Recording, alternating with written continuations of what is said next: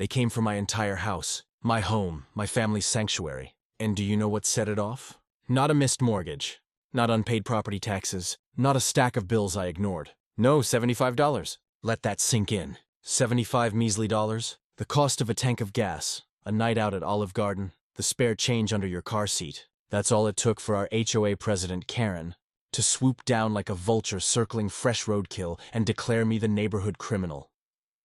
She strutted around, clutching foreclosure papers as if they were victory banners, convinced that my blood, sweat, and life savings, the house I worked decades for, was about to be another notch on her belt. To her, this was triumph. To me, it was betrayal at its loudest, pettiness at its most poisonous. But what she didn't know, what would turn her smug little power move into the worst mistake of her life, was that my dad isn't just a lawyer. He's the lawyer, the guy other lawyers whisper about in courthouse hallways, the kind of man boards dread because he doesn't just walk into court, he owns it. One letter from him sends entire legal teams scrambling like ants on a frying pan. Yet Karen thought she had leverage. She thought she could push me into compliance, break me down, strip me of my roof over a payment not much bigger than my electric bill. She had no idea she was about to stumble into a war she couldn't win. But before I unravel the story of courtroom fireworks, stinging revenge, and sweet justice, let me set the stage. And as always, before we dive in too deep, drop me a comment below. Let me know where you're watching from and what time it is right now. I love seeing how far these HOA war stories travel. If you'd asked me years ago what my biggest battle in life would be, I might have said, my career, my health, maybe a family struggle. Never in 1,000 guesses would I have said, a patch of grass and a plastic Santa Claus. Yet here we are. And the sad truth is, if you've lived under an HOA, you're probably already nodding along, because this is how they work. See, HOAs sell you dreams. Their brochures beam with phrases like community pride and protecting home values. Front lawns all identical, hedges trimmed like copy-paste. They promise peace, stability, uniformity. Sounds nice in theory, but peel back the glossy pamphlets, and what you find far too often are fiefdoms, mini-monarchies run by people who mistake control for leadership. People like Karen. When I first bought my home, I believed the dream. A quiet street, shaded sidewalks, kids biking in circles at the end of the road, the scent of barbecue thick in the summer air. It looked like the American dream, packaged and available for 30 years fixed. I told myself the HOA was just part of the deal. Pay your dues, follow the broad strokes, and they'll leave you alone. For a while, they did. Until she moved in, Karen wasn't born here. She didn't grow up on this street. She landed like a hawk invading a chicken coop. The first time I saw her, she was striding across the cul-de-sac in a fire truck red blazer that practically shouted, "I'm in charge!" Clipboard clutched like it was welded to her palm. Sunglasses reflective enough to make you uncomfortable. Lips pulled into a sour knot like she'd just bitten into a spoiled lemon. I remember standing there thinking, who dresses like a corporate lawyer just to pick up the mail? But that was her. Every strut said, "Pay attention, I control things now." And it didn't take long before she clawed her way onto the HOA board. The older folks smiled in relief, glad to have new energy, blind to the danger of handing the fox the keys to the henhouse. Within weeks, she ran for president unopposed, and once she had the gavel in her hand, forget it, the HOA stopped being a board. It became her personal kingdom. Laws that sat dormant for decades came alive like Frankenstein. Trash cans had to be rolled back within 30 minutes of pickup. Miss it? Get fined. Lawn higher than 2 inches? Warning. Paint your mailbox the wrong shade of beige? Violation. Leave a bike leaning against the garage overnight? Write a check. Little things the neighborhood had always overlooked became ammunition for Karen. She didn't care about beauty or pride. She fed on control, and so the neighborhood split. Some people cowered, obsessively trimming grass with rulers just to stay invisible. Others grumbled, cursed under their breath, but paid anyway because the hassle wasn't worth it. And then there were a few of us, the stubborn ones. I wasn't looking for a fight, but I wasn't about to kneel either. At first, I laughed it off. My wife too. We'd joke, "Don't breathe too loud past 10 or Karen will fine us for noise pollution." It felt like living in a parody show where the villain wore pearls and handed out violation slips. But the laughter faded when Karen finally found her target.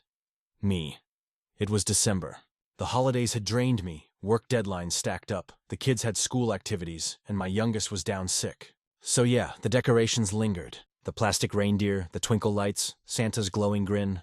Honestly, neighbors didn't mind. Half the block was still lit up. But Karen? To her, this wasn't Christmas cheer. It was treason. She didn't knock. She pounded at my door like the police serving a warrant.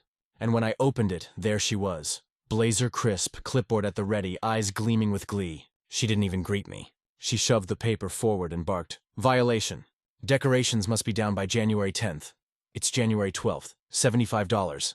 I blinked. $75? For a reindeer? Not just a reindeer, she hissed. Non-compliance. If you slide, others slide.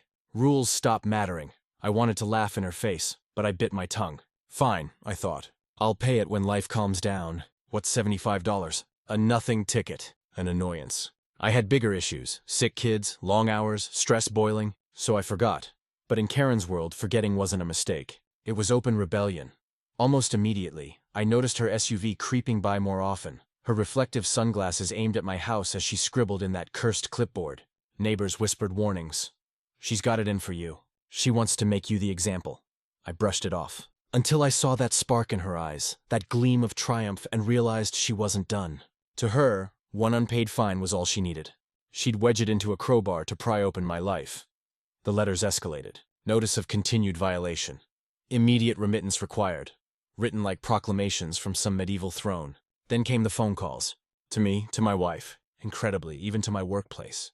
Yes, imagine explaining to your boss that your HOA president is hounding you over a $75 fine for a plastic Rudolph. My boss chuckled, thought it was absurd. "Take care of that before she sues you or something," he joked. He had no idea how close that sarcasm was to reality. Next came the certified envelopes. Bright red stamps, urgent letters, threats carefully worded. Failure to remit will result in legal proceedings. Non-compliance may trigger foreclosure. Foreclosure. Over a reindeer. I carried one such letter to my neighbor Jim. He nearly spat his coffee onto his porch. "She's bluffing. They can't take your house over $75. But I wasn't so sure. Not when I saw her face. That cold satisfaction whenever she realized she had leverage. This wasn't about $75. This was about her flexing her power. Proving she could crush someone for sport. Like a cat batting around a helpless mouse before the kill. Still, I didn't panic. I figured worst case, I'd eat a late fee. Maybe endure a finger-wagging at the next HOA meeting. I never dreamed she already had the gears grinding in her back office. One night I came home, weary from work, hoping for quiet. Instead, my wife stood pale and furious in the living room, eyes blazing, fists clenching a tall stack of envelopes so thick it looked like a brick. She shoved it into my chest. "Do you know what this is?" she demanded, her voice shaking with fury. I flipped through. Page after page, fees upon fees, stacked like falling dominoes, each one nastier than the last. And at the top of the pile, in bold letters, it hit me. The HOA had tacked on fees. Late fees, processing fees, administrative fees. By their math, that $75 had already ballooned into over $400. And the letter warned that if not paid within 7 days, legal remedies would be pursued. I laughed a short, bitter sound, their padding numbers like a lone shark. But deep down, unease was setting in. I'd heard whispers about Karen's appetite for blood. The Johnsons down the street once owed a fine for unauthorized landscaping. Apparently, their choice of mulch was non-conforming. They thought it would go away. It didn't. Within 6 months, they had a lien on their home. They moved out a year later, their porch lights still on when the moving truck pulled away. Karen had made an example of them. And now she was circling me like her next prize. The breaking point came at the monthly HOA meeting. I hadn't planned to attend, but a neighbor tipped me off. "Karen's putting your fine on the agenda. You might want to hear this." I walked in late, just as she was standing at the front with her beloved clipboard, reading aloud from what sounded like a prepared speech. "Repeated non-compliance," she declared, "threatens the integrity of this community. If members believe they can simply ignore the rules, the entire fabric of our neighborhood will unravel." Her eyes flicked to me, sharp, triumphant. "This homeowner," she said, practically spitting the word, "has ignored notices, phone calls, and certified letters. He has demonstrated a pattern of disregard for our standards. Therefore, I move that the board pursue foreclosure proceedings to recover the outstanding balance." Gasps rippled through the room. Foreclosure over $75 plus some made-up fees. Even the board members shifted uncomfortably. I stood. "Are you serious? This is insane. I forgot to take down a decoration. That's it. And you want to steal my house over it?" Karen's smile was thin and smug. "Rules are rules. Perhaps if you'd respected them, we wouldn't be here." The vote wasn't unanimous, but it didn't matter. Enough timid nods sealed the deal. As I left the meeting, One of my neighbors whispered, "I'm sorry, man. Nobody can stop her."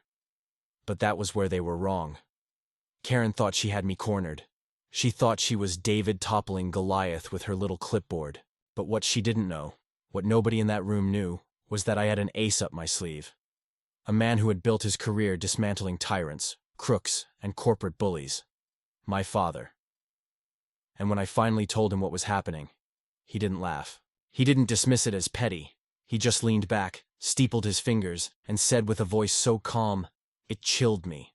"They want a war, then we'll give them one. If there's one thing I've learned about people like Karen, it's this. Give them a little power, and they'll act like they've been crowned Queen of England." That $75 fine wasn't just about decorations. It was her ticket to parade me around as the neighborhood villain. A shiny example of what happens when you don't bow down to the throne. I didn't realize how deep her claws had sunk into the HOA board until I sat through another meeting. Imagine a room full of adults, grown men and women with jobs, families, and mortgages, sitting in metal folding chairs like school children, while Karen lectured them about community harmony. It was surreal, like watching a bad high school play, where everyone forgot they had the right to walk off stage. That night, she opened with a slideshow. Yes, a slideshow. Pictures of my house with arrows pointing at my porch zoomed in on the reindeer, a date stamp plastered in the corner like evidence from a crime scene. She clicked through each slide with the smug rhythm of a prosecutor revealing the murder weapon. "This," she said, stabbing a laser pointer at the screen, "is not just one man's negligence. It is habitual non-compliance." Habitual, I wanted to laugh. I had one late Christmas decoration, not a meth lab in the basement. But the way she said it, you'd think I'd been running an illegal casino from my garage. She whipped around to face the board. "We cannot allow this kind of behavior to spread. If we let one person ignore the rules soon, everyone will think the HOA is powerless." The board shifted in their seats. Some of them nodded, but their yes darted nervously toward me. They weren't blind. They knew this was overkill. But Karen had a way of turning disagreement into treason. One man cleared his throat. "Isn't foreclosure a little extreme? Couldn't we just Karen cut him off with a sharp wave of her hand?" Extreme? What's extreme is letting our neighborhood values erode because one homeowner thinks he's above the law. Foreclosure is not justified. It's necessary. Her voice rose in pitch with each word, like a preacher delivering a sermon. And as ridiculous as it was, the room started to sway with her rhythm. That's Karen's power. Not logic, not fairness, but intimidation, wrapped in passion. When the vote came, the board folded faster than a cheap lawn chair. The motion passed, foreclosure proceedings authorized. It was official, over $75. My home, the place where I raised my kids, grilled burgers on the weekend, and painted the nursery, walls years ago, was now a pawn in Karen's personal crusade. I walked out of that meeting with my fists clenched so tight, my nails dug crescent into my palms. Neighbors avoided my eyes. A few gave sympathetic nods, but no one dared speak up. That was Karen's true victory. Not the foreclosure, but the silence she bred in everyone around her. The days that followed felt like living under siege. I'd catch her SUV parked at the corner engine idling as if she was surveilling me. Letters piled up in my mailbox, each thicker than the last, crammed with threats of legal action and administrative fees. One Saturday morning, as I read leaves in the yard, she strutted up the sidewalk. Clipboard and hand sunglasses perched on her nose, that lemon-sucking expression etched across her face. "You should start packing," she said casually, as if discussing the weather. "Once the process starts, it moves quickly." I stared at her dumbfounded. "Over $75, she smirked. "Rules are rules. Maybe next time you'll think twice before ignoring the HOA." And just like that, she turned on her heel and marched off, heels clicking against the pavement like a gavel, striking doom. That was the moment I knew this wasn't about money. She wanted me humiliated. She wanted me gone. A cautionary tale whispered about at block parties. What she didn't know, what she couldn't possibly imagine, was that I wasn't alone. I remember, driving to my father's house that night, my hands shook on the steering wheel, anger bubbling under my skin. I walked into his study where he sat in his leather chair, stacks of legal briefs around him like a fortress. The man had built his career, dismantling corporate empires, exposing corrupt officials, and winning cases that other lawyers wouldn't dare touch. I dropped the foreclosure letter onto his desk. "Dad, they're taking my house over this." He read it slowly, his face unreadable. When he finally looked up, his eyes were steel. $75, he asked. "Yeah, plus fees they invented out of thin air. She wants me gone." He leaned back, steepling his fingers. For a long moment he said nothing. Then a smile curled across his lips. A cold, sharp smile that made even me shiver. "Good," he said. "They've made a mistake." "What do you mean?" "They've picked a fight with the wrong family, and I'm going to show them exactly what happens when you abuse the law." In that moment, the weight on my chest lifted. For the first time since this nightmare began, I felt hope because I knew something Karen didn't. My father wasn't just a lawyer. He was the lawyer, the one people whispered about, the one judges respected and opposing counsel feared. Karen thought she had the power. She thought she'd won. But she was about to learn a very expensive lesson. There are moments in life you never forget. Birthdays, weddings, the first time your kid calls you dad. And then there are the darker ones, the gut-wrenching moments that stay burned into your memory like a scar. For me, one of those moments came in the form of a bright orange notice taped to my front door. I remember pulling into the driveway after a long day, my briefcase tossed onto the passenger seat, my mind already halfway inside to dinner, and a glass of bourbon. But then I saw it flapping in the wind, taped right across my front door, screaming in bold letters, "For Notice." My stomach dropped. I froze in the driveway, keys still in hand, as if moving any closer would make it real. The neighbors' curtains twitched. I could feel their eyes on me, watching the spectacle Karen had orchestrated. I ripped the paper down, scanned the text, and felt the blood drain from my face. This wasn't just another threat. This was official. Sheriff's office seal case, number, dates, signatures. Karen had pushed it through. The house I worked for, the home where my children grew up, was now tangled in the legal machinery of foreclosure. I walked inside like a ghost. My wife was at the kitchen table sorting mail. She looked up, saw the paper in my hand, and went pale. "No," she whispered. "No, they can't." But they could. And they had. The next few days were a blur of humiliation. A county officer came by to inspect the property. Karen made sure she was there. When he arrived, standing smugly on the sidewalk with her arms crossed like a queen surveying her conquered territory. When I confronted her, she didn't even bother to hide her delight. "You should have just paid the fine," she said, her lips curling into that infuriating smirk. "Now the process has started. Nothing you can do about it. Over $75, I snapped. "This is insane," she shrugged. "Rules are rules." That phrase, again like a knife, she enjoyed twisting. The humiliation wasn't just about losing the house. It was about the whispers. Neighbors I'd barbecued with, chatted with at the mailbox suddenly avoided me. They weren't cruel, but they were scared. Nobody wanted to be the next target. If Karen could take me down, what chance did they have? I caught snippets of conversation at the grocery store, in the cul-de-sac, even at church. "Did you hear he's losing? The house over a fine? Can you believe it? Better keep our lawns trimmed." The stress at home was unbearable. My wife was furious at Karen at the HOA at me for not taking it seriously enough in the beginning. My kids asked if we'd have to move. I tried to reassure them, but the words tasted like lies. One night, I sat in the living room surrounded by half-packed boxes. The orange notice lay on the coffee table like a curse.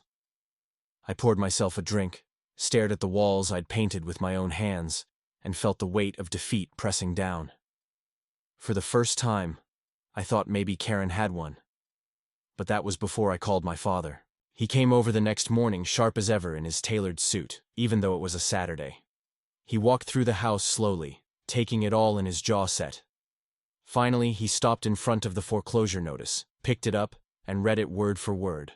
When he finished, he turned to me. "They actually did it," he said softly. Then his eyes hardened. "Good. That makes it easier." I frowned. "Easier," he nodded. "They've overplayed their hand. A foreclosure over $75 with fabricated fees piled on top. That's abuse of power. That's illegal. And now it's on record. For the first time in weeks, I felt a flicker of hope. My father wasn't just calm. He was energized. I'd seen that look before. Back when he dismantled a corrupt city council in court, leaving their lawyers sweating through their suits. It was the look of a man sharpening his knives. Still, I couldn't shake the fear. Dad, what if they win? What if we actually lose the house? He clapped a hand on my shoulder. His grip was firm, steady like an anchor. Son, they've just handed me the easiest case of my career. By the time I'm finished, Karen and her board won't just lose this fight. They'll wish they'd never started it. That night, I slept for the first time in weeks. Not because the problem was gone, but because I knew Karen had finally picked on the wrong family. She wanted to make an example out of me. She wanted to humiliate me, drag me through the mud, and take my home as a trophy. But she was about to learn that sometimes Thalaw isn't on the side of the loudest voice or the pettiest tyrant. Sometimes it belongs to the man who knows it inside and out. The man she didn't know was my father. Karen thought she'd broken me. She thought the foreclosure notice was the end of the story. But in reality, it was just the beginning. I've always known my father was a force of nature. Growing up, I saw it in flashes, like the time he cross-examined a corrupt contractor at a city hearing until the man practically confessed on the spot, or when he defended a neighbor from an unfair insurance denial and left the company begging for a settlement. To me, he was just Dad. To everyone else, he was a man you didn't want to face across a courtroom. But I'd never seen him like this. Laser-focused, coldly amused like a lion who just spotted an injured gazelle. He spread the foreclosure notice across my kitchen table, flattening it with his palm. "They're sloppy," he said, his eyes scanning every line. "They've added fees that don't exist in the bylaws. They skipped required steps in the collection process. And this language," he tapped the paper sharply, "is a violation of state statute." I blinked. "So they screwed up." He chuckled, a low sound that didn't quite reach his eyes. "Son, they didn't just screw up. They've built me a ladder, handed me a torch, and begged me to climb up and burn their house down." There was a certain comfort in hearing that, but I still couldn't shake the knot in my stomach. Karen thinks she's untouchable. The board backs her up no matter what she says. "Boards are easy," Dad said, already scribbling notes on ALO legal pad. "Half of them don't understand the rules they're supposed to enforce. The other half are too cowardly to stand up to someone loud. Once they realize she's exposed them to liability, they'll turn on her faster than you can say." Special assessment. His confidence was almost frightening. Over the next week, I got a front row seat to what it meant to have a feared lawyer as your father. He didn't just draft a letter. He orchestrated a campaign. Certified notices went out citing case law so dense I had to Google every other word. Requests for documents landed on the HOA's doorstep demanding receipts, bylaws, and meeting minutes.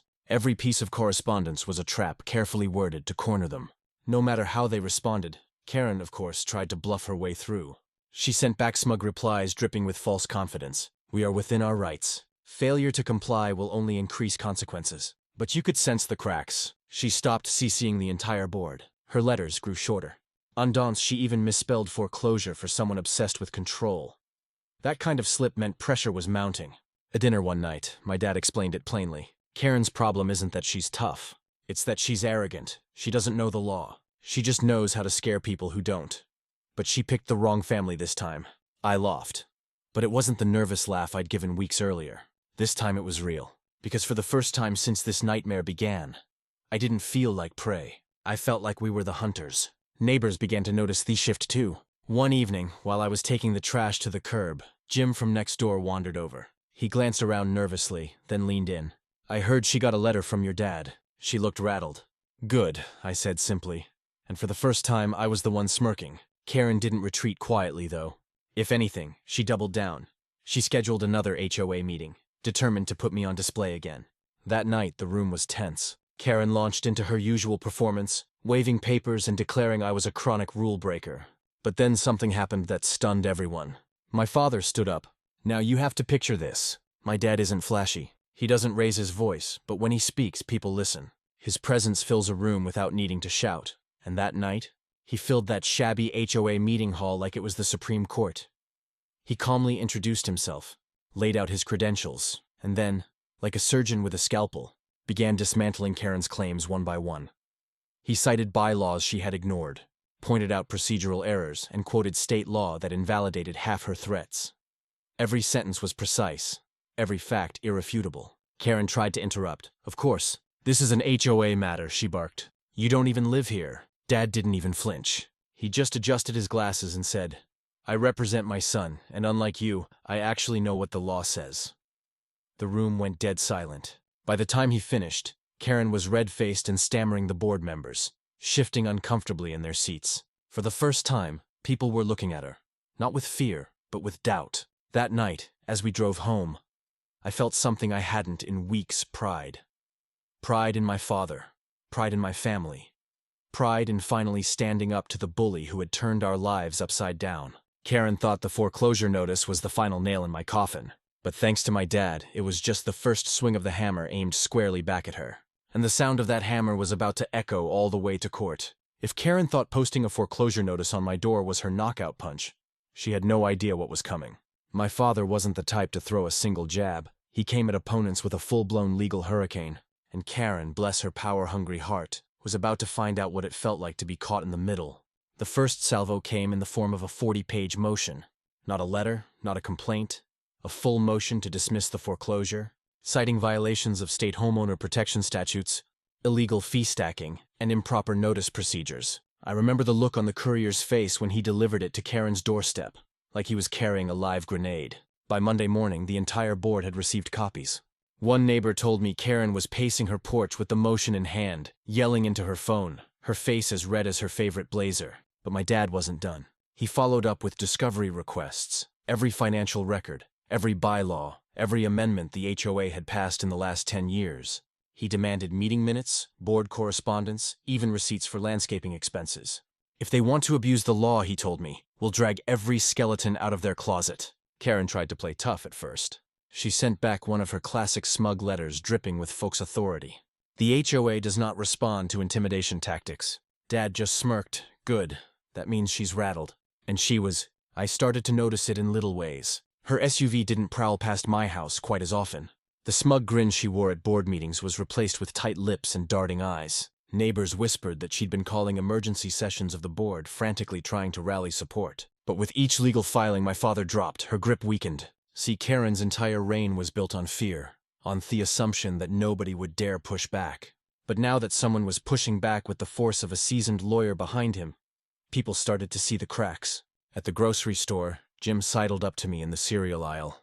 "I heard she had to hire an attorney," he whispered, almost giddy. "Costs are already in the thousands." "Thousands?" I asked. He nodded. "And that's just the retainer. Your dad's paperwork is burying them." It was delicious. The same HOA that fined me $75 for a reindeer was now bleeding money. All thanks to their president's crusade.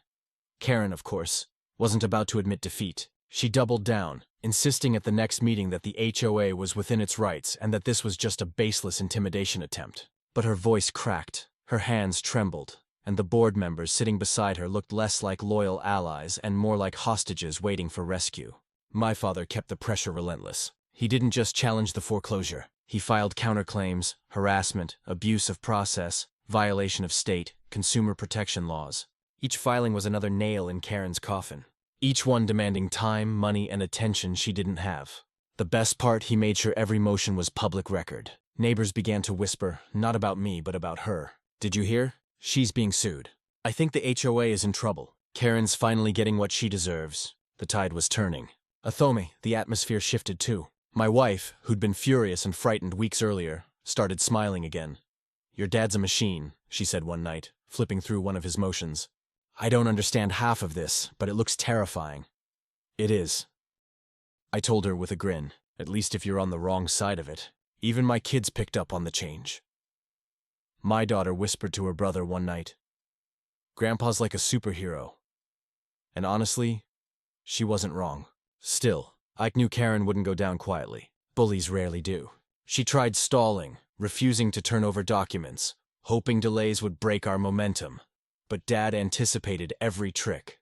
Each delay tactic only gave him another chance to file sanctions, to expose her defiance to the court. Then came the day she slipped.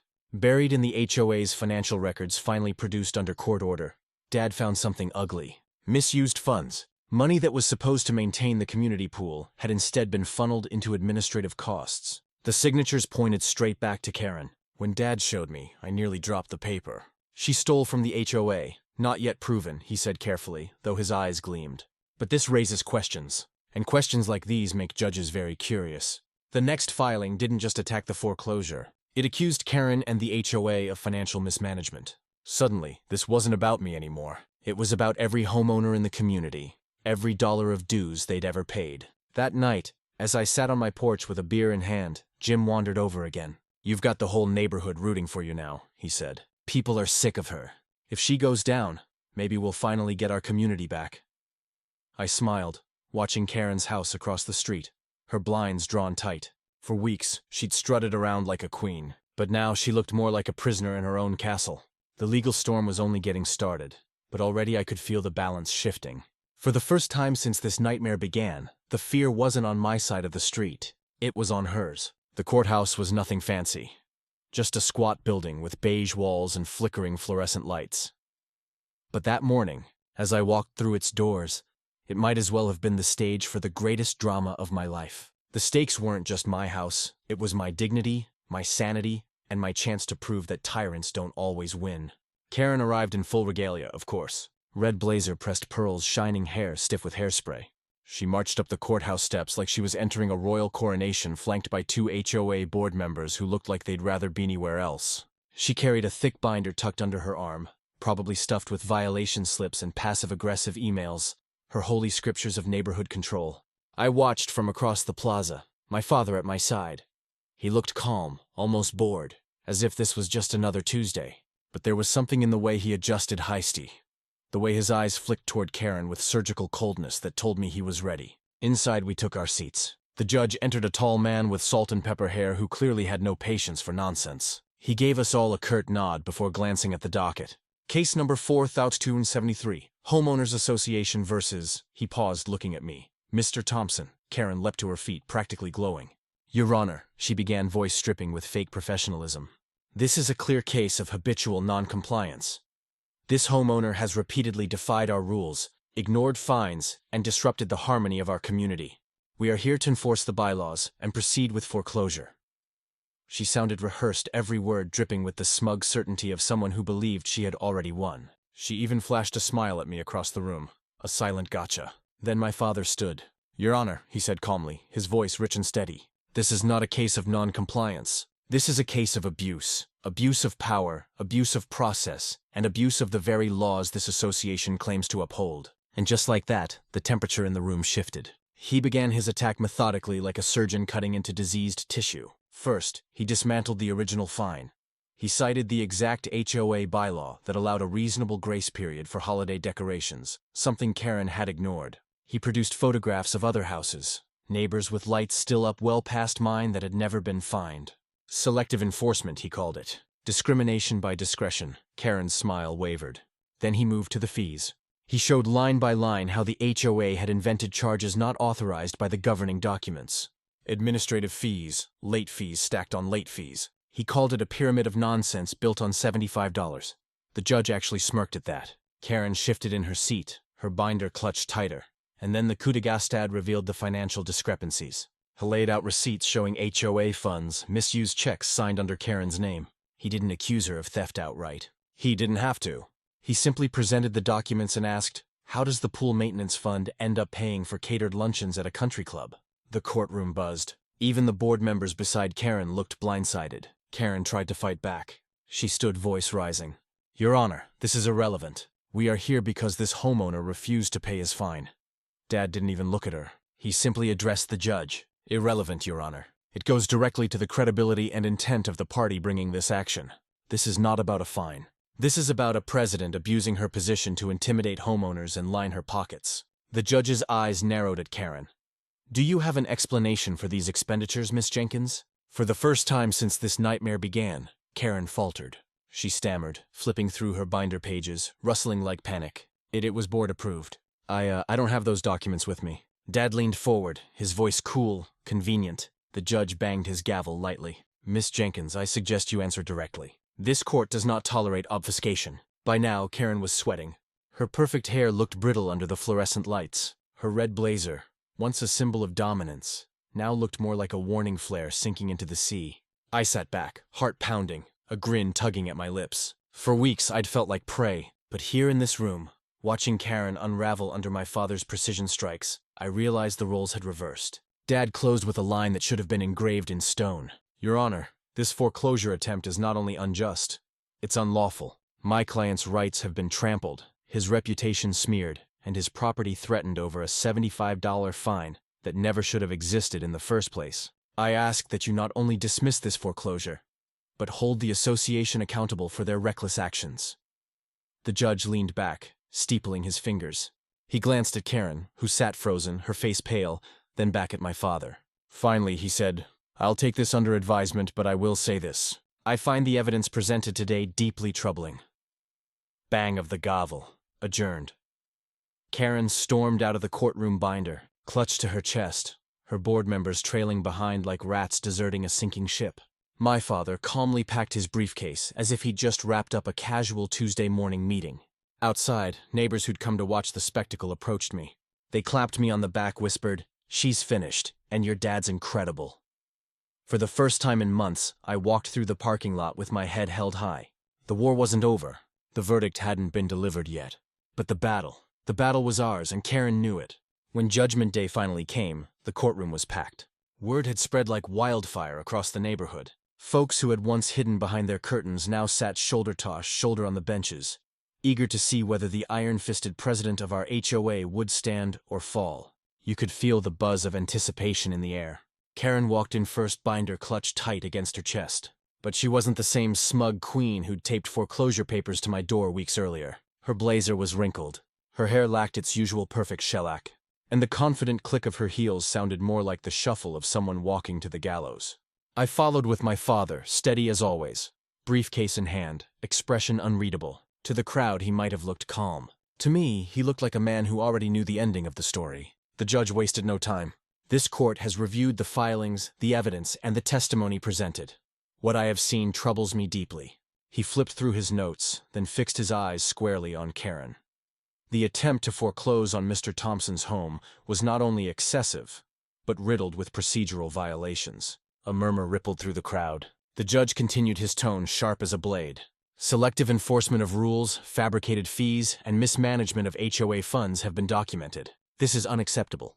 The foreclosure is hereby dismissed effective immediately. It felt like a weight lifted off my chest. My home was safe. The nightmare was over, but the judge wasn't finished. Furthermore, he said, turning to Karen, "This court orders the HOA to pay Mr. Thompson's legal fees in full, and given the evidence of financial mismanagement, I am referring this matter to the State Attorney General for further investigation." Gasps filled the courtroom. Karen's face drained of color.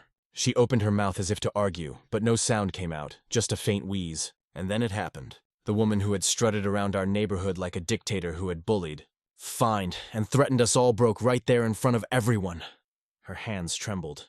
Her eyes darted wildly, and tears welled up as she sank into her chair. This isn't fair," she whispered, though the words sounded more like a child's tantrum than the command of a leader. My father leaned toward me, voice low but firm. "Justice isn't about what feels fair, son. It's about what's right." The board members beside Karen didn't even try to defend her. One quietly slid his chair back, staring at the floor. Another shook his head, muttering under his breath. They knew their queen had fallen, and they weren't about to go down with her. When the gavel struck to close the session, the room erupted. Neighbors whispered, some openly grinned, others clapped me on the back as I stood. One woman leaned close and said, "Thank you. We've all been waiting for this." Karen, meanwhile, stumbled out of the courtroom like a marionette with cut strings. Her binder slipped from her arms, papers spilling across the floor. No one rushed to help her. She was alone. The fallout came fast. Within days, word spread that several board members had resigned. Homeowners demanded a special election, and without Karen's chokehold, the board crumbled. Meetings that were once tense lectures turned into open forums. Neighbors who had lived in fear started laughing again. Kids rode bikes without side-eyeing the president's SUV, and front yards blossomed with flowers of every imaginable color. And Karen, she vanished. Rumor had it she moved in with her sister across town, too humiliated to show her face in our neighborhood. The for sale sign went up on her house, and for the first time, people smiled when they passed it. Not cruel smiles, relieved ones, smiles of freedom.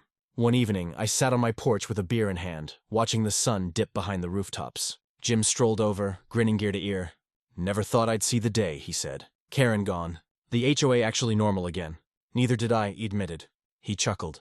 "Your dad should run for president. He'd get every vote." I laughed, shaking my head. "He doesn't need the title. He already made his point." Later that night, Dad came by. We sat in the living room, surrounded by walls that for a while I thought I'd lose. He raised his glass.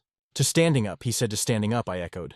The victory wasn't just about me keeping my home. It was about proving that bullies, no matter how loud or smug, eventually meet their match. Karen's downfall wasn't just my win. It was the neighborhood's. For weeks I'd felt powerless, humiliated, and cornered. But now, watching my kids run through the yard without worry, seeing my wife smile again, hearing neighbors laugh freely, I realized something important. Sometimes all it takes is one person to fight back to free everyone else. And that fight had finally broken the Queen of Fines. The weeks after the trial felt like stepping into a brand new neighborhood. For the first time since Karen had clawed her way into power, there was no SUV prowling down the street at odd hours, no clipboard tapping against her chest, no angry letters tucked into mailboxes. The silence was almost shocking, but in the best way possible. Neighbors started coming out again. The Johnsons, who once had their porch lights turned off like they were living in witness protection, began hosting barbecues. Kids rode their bikes without glancing over their shoulders. Lawns sprouted with flowers in every possible shade, red, yellow, purple, none of which matched any approved palette, and nobody cared. The neighborhood finally felt alive again. As for me, I still remember the first Saturday after the ruling. I woke up early, brewed a pot of coffee, and stepped out onto the porch. The air felt lighter. My home stood proudly behind me, safe, untouchable. I'd almost lost it over $75, but now it felt more valuable than ever. I saw Jim waving from across the street. He strolled over carrying a box of donuts. "Peace offering," he said with a grin. "You fought for all of us. Least I can do is share some sugar." We sat on my porch steps, sipping coffee and tearing into powdered donuts. He told me how neighbors were already organizing a petition to formally remove Karen from the HOA records. "We don't just want her gone, we want her erased," he said. I laughed. "History books will still remember her." "Yeah," he said, smirking as the woman who tried to foreclose a house over a reindeer and got buried by a lawyer. Speaking of which, my father didn't gloat. That wasn't his style. But I could see the satisfaction in his eyes when we celebrated quietly at my dining table one evening.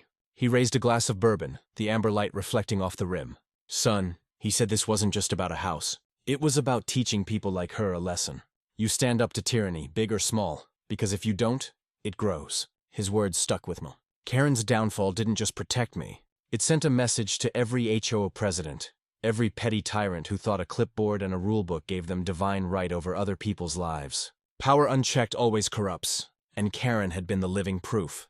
The official fallout was brutal for her. State investigators opened an inquiry into the financial mismanagement my dad uncovered.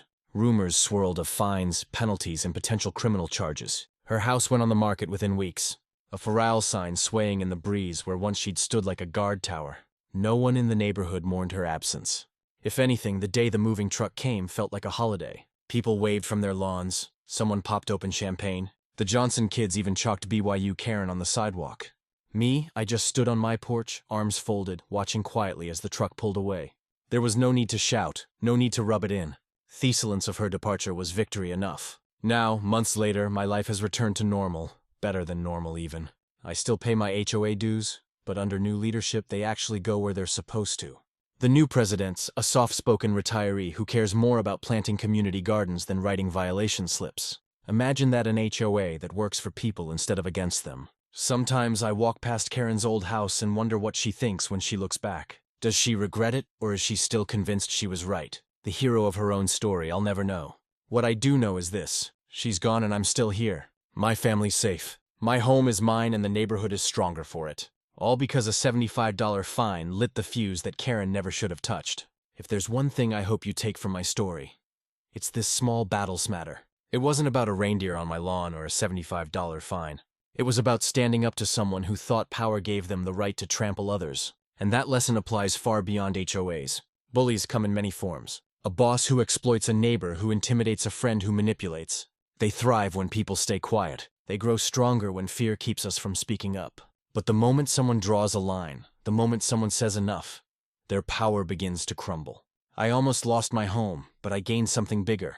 The reminder that family has your back and that justice, though slow, does come when you fight for it. Watching my dad dismantle Karen's empire taught me that knowledge, persistence, and courage are the sharpest weapons we have. So if you're facing your own Karen, whether in a neighborhood, a workplace, or even within your own circle, remember, you are not powerless. Stand your ground, speak the truth, Protect what's yours. And hey, if this story resonated with you, drop a comment below. Tell me where you're watching from, and if you've ever had to face down a bully in your own life. And don't forget to subscribe because around here the drama never really ends.